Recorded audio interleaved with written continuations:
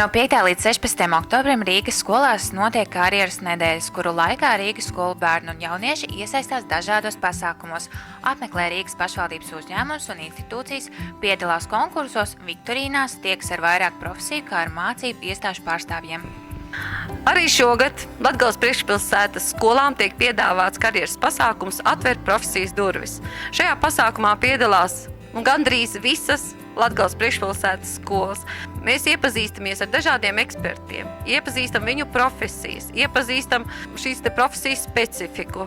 Pasaule ir tik sadrumstalota un tas profesiju skaits ir tik milzīgs tagad, ka pareizo šāvienu izdarīt pareizā virzienā ir ļoti, ļoti grūti tam jaunajam cilvēkam. Un tāpēc jau tās karjeras dienas ir labas, ka te tu kaut ko uztver caur ausi vai ar aci vai kā.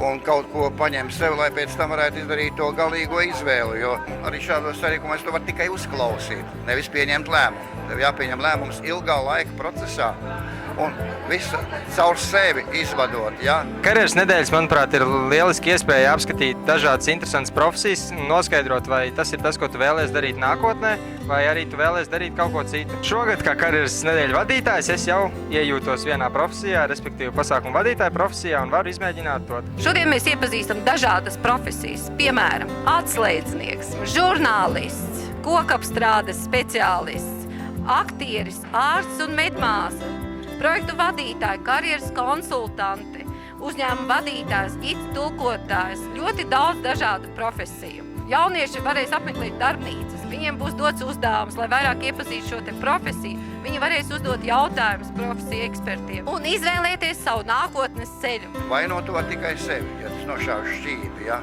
Un ja tu gribi būt aktris, tu gribi būt žurnālists, ja tas iznāk, viss ir ok, ja? Bet ja tas neiznāk, tad tu pats esi vainīgs un tev kaut kas jāgroza tajā dzīvē. Tā kā veiksmi un vēlreiz veiksmi.